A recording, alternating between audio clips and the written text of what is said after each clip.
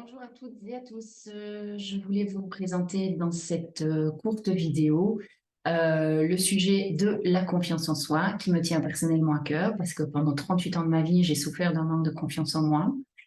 Et puis, est arrivé un événement de vie qui a fait que, tel le phénix, j'ai rené de mes cendres et j'ai travaillé pendant 2, 3 longues années sur ma confiance en moi. Et le travail est toujours en cours puisque je fais l'amalgame de la confiance en soi comme un muscle. Donc, un muscle, ça s'entretient, ça se masse, euh, ça s'exerce. Et donc, la confiance en soi, c'est la même chose. Alors, la confiance en soi, pour moi, euh, je visualiserais ça comme un temple qui est à l'intérieur de mon corps. Et les 5 piliers de la confiance en soi, c'est la confiance en soi, l'estime de soi, l'amour de soi, l'image de soi et l'affirmation de soi. Alors, c'est très conceptuel et je vais vous donner de brèves définitions pour que vous compreniez mieux. Donc, la confiance en soi, c'est je crois en mes capacités et en mes compétences à faire face à un événement de la vie. C'est-à-dire, ça peut être une dispute, ça peut être un deuil, ça peut être une problématique au travail, etc. Mais je sais que j'ai toutes les compétences et la capacité pour faire face à cela. Ça peut être aussi quelque chose de joyeux, hein, d'accord? L'estime de soi, c'est la valeur qu'on se donne, donc c'est un jugement qu'on pose sur soi au regard de ce qu'on fait et ce qu'on n'a pas fait dans la vie. Donc ce jugement peut être positif ou négatif. On parle d'estime de soi s'il est positif, de mésestime de soi s'il est négatif. L'amour de soi, mais c'est l'amour qu'on porte à soi-même. Et quand on parle d'amour de soi, c'est vraiment cet amour inconditionnel qu'on aura de nous-mêmes. C'est-à-dire, peu importe qu'on fasse, qu'on réussisse des choses, qu'on rate des choses, ou qu'on prenne de mauvaises décisions ou de bonnes décisions, on s'aimera quand même. Je m'aimerai quand même. Donc, voilà, c'est ce fameux amour inconditionnel que vous avez peut-être connu avec certains membres de votre famille ou en de votre famille. Ensuite, on a l'image de soi. L'image de soi, ben, c'est si on prend un pas de recul par rapport à soi et qu'on s'observe, qu'on se met en métaposition d'observation, ben, qu'est-ce qu'on a comme image? Est-ce qu'on a une bonne image de nous dans la vie ou est-ce qu'on a une mauvaise image de nous dans la vie? Alors, cette image, elle peut aussi se construire à travers les feedbacks que nous recevons de nos collègues, de nos amis, de nos connaissances, etc.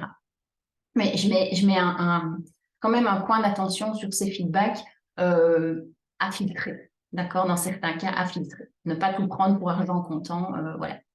Et puis, on a l'affirmation de soi, qui est le dernier pilier. Et l'affirmation de soi, c'est est-ce que je sais dire non? Est-ce que je sais poser mes limites et les faire respecter? Est-ce que je sais m'exprimer en toute assertivité et dans la non-violence? Voilà, donc ça veut dire que si on sait faire tout ça, on a une bonne affirmation de soi. Si on se sent soumis et qu'on a comme réflexion, ouais, je me suis encore fait marcher sur les pieds cette fois-ci, ou je donne ma main et on prend mon bras, voilà, c'est des petites indications comme quoi il y a peut-être quelque chose à travailler, il y a sûrement quelque chose à travailler là-dedans. Et donc ces piliers varient, ils ne sont pas tous au même niveau. Et il faut savoir que quand on a euh, travaillé sa confiance en soi et rehaussé sa confiance en soi, mais il peut y avoir aussi des moments dans la vie où il y a un pilier qui va baisser à cause de quelque chose. Mais c'est pas grave, parce que comme on a déjà travaillé, on a toutes les formules, tout l'équipement, tous les exercices pour pouvoir remonter soi-même le pilier qui défaille. Alors, il faut savoir que pour retrouver confiance en soi, pour reprendre les rênes de sa vie, je travaille en 4 étapes. La première étape, c'est je travaille avec vous pour que vous appreniez à mieux vous connaître. Qui êtes-vous en fait? Qui êtes-vous? Quelles sont vos caractéristiques? Quels sont vos traits de caractère? Où mettez-vous vos limites? Quelles sont vos valeurs? Comment les autres vous perçoivent, etc. La deuxième étape, on travaille sur tout ce qui est s'aimer et s'accepter. Et là, j'utilise beaucoup l'autocompassion, la bienveillance envers soi-même, devenir sa meilleure amie. Et si ta meilleure amie était à côté de toi, qu'est-ce qu'elle te conseillerait de dire, de faire ou comment te comporterais-tu? Voilà, ce sont des choses comme ça. La troisième étape, ben, c'est l'affirmation. C'est l'affirmation. Comme vous connaissez mieux, comme vous avez appris à vous accepter et à vous aimer, vous êtes plus à même de dire, oh là, moi j'ai une valeur de respect et là tu viens d'entrer dans ma zone, tu viens de casser la porte de ma bulle et je t'ai pas autorisé à entrer. Voilà, donc on apprend comment exprimer ces choses-là de manière très assertive, en n'accusant pas l'autre, mais en parlant en jeu, en mettant en avant ses sentiments et les réparations qu'on voudrait, et le besoin et les réparations qu'on voudrait avoir. Et quand on a fait ces 3 étapes-là, eh ben en fait, on a comme des ailes qui nous poussent dans le dos parce qu'on est parti pour agir. on ose, on y va, on n'a plus peur, on n'a plus peur, on a beaucoup moins peur d'oser faire les choses qu'on n'osait pas faire avant. Et donc, ce que je vous propose aujourd'hui et ce que je vous offre comme cadeau, c'est 3 cadeaux. Le premier, un call stratégique où on va parler de votre confiance en vous.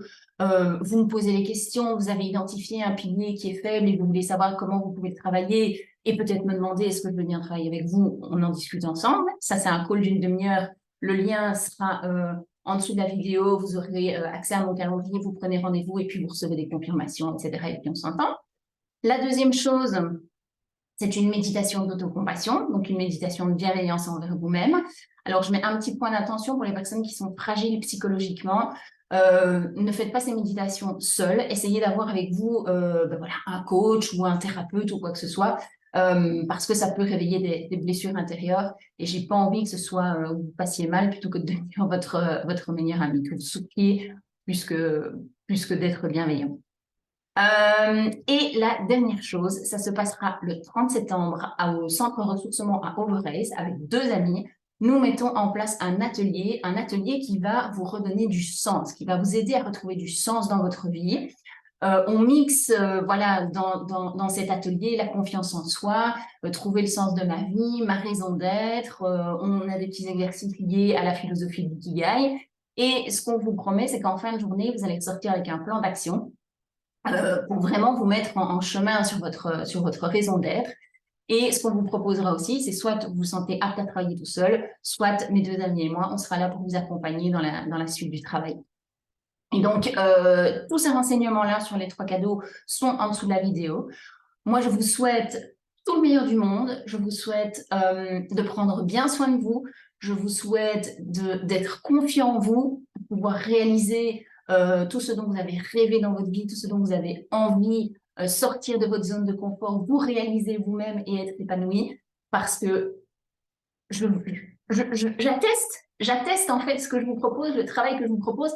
Je l'ai fait moi pendant 3-4 ans et je suis aujourd'hui une femme épanouie avec encore de temps en temps un petit pilier qui est un peu faible, mais je sais et j'ai les outils, donc j'y travaille. Donc je vous fais de gros bisous et je vous dis à bientôt. Merci.